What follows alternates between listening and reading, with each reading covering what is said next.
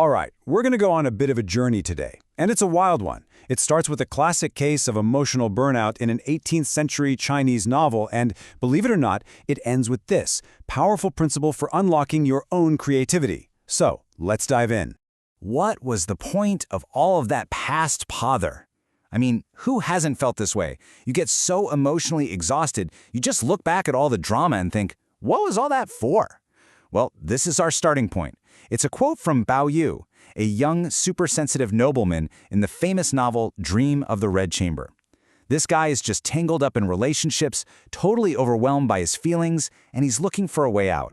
So, after this one particularly draining argument, Baoyu has what he thinks is a massive breakthrough.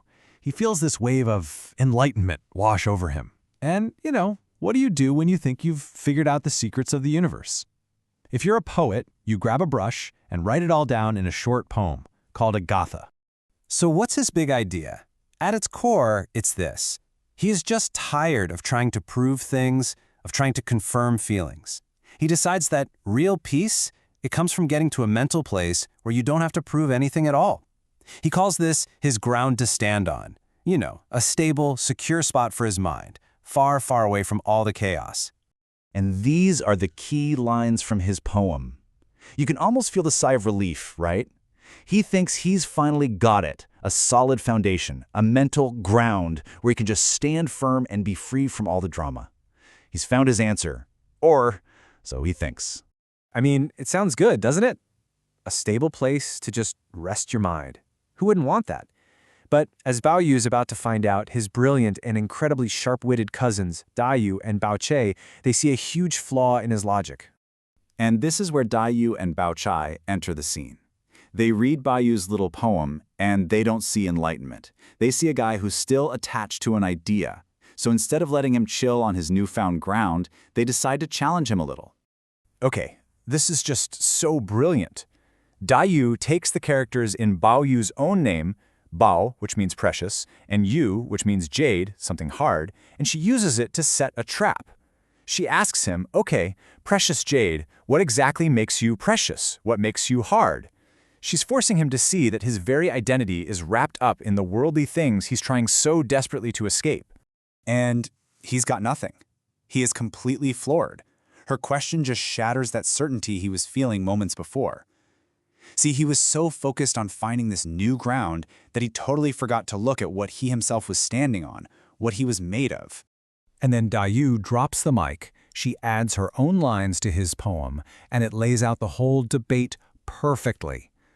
Baoyu wants to find a ground to stand on, but she counters that real freedom, actual enlightenment, isn't about finding a safe spot to plant your feet, it's about realizing you don't need any ground at all.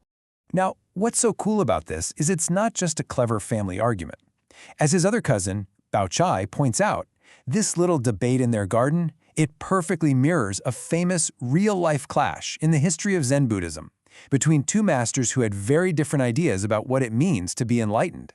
So in Zen, you have these two major schools of thought. The first master, Shenxiu, he saw the mind as a mirror that you have to constantly polish. You got to diligently wipe away the dust of worldly thoughts to keep it clean.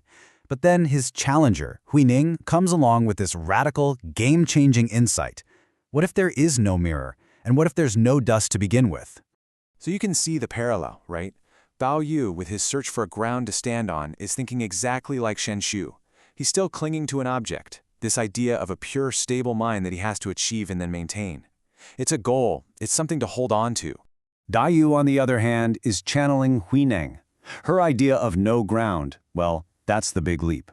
It's the profound realization that true freedom only comes when you let go of the entire framework. Stop looking for a mirror to polish. Just realize there's no mirror. Stop looking for ground to stand on. Realize you can float. And this is where an 18th century Zen riddle suddenly becomes incredibly useful for us, right here, right now. It gives us a powerful model for modern creativity. In the world of art, design, and even tech, there's this idea called the infinite canvas. It's basically a creative space with no edges, no rules, no limits. A place where you can explore any idea without restrictions. Starting to sound a little familiar? Think about it. When we start a creative project, we almost always look for our own ground to stand on. A rule, a template, a clear starting point, a perfectly formed idea of the final product. But just like Baoyu's ground, these things, as comforting as they are, actually build a fence around our ideas. They limit our canvas before we've even put down the first mark. So here it is, the big takeaway. Embracing Daiyu's philosophy of no ground is the key. That's what unlocks the infinite canvas. It means letting go of the need for a perfect plan before you start. It's about trusting the process and just letting your ideas emerge from a place of genuine, unrestricted freedom. And this really, really matters. Because when you don't need a ground to stand on, suddenly that scary blank page isn't so scary anymore. It's just an opportunity. You can explore without having to know exactly where you're going. You stop trying to polish that one single mirror of an idea over and over, and you open yourself up to discovering tons of new ones. It's where your most authentic stuff, your best stuff, can finally come out. So, I'm going to leave you with this question to chew on. It doesn't matter if you're an artist, an engineer, an entrepreneur, or really just trying to figure out life.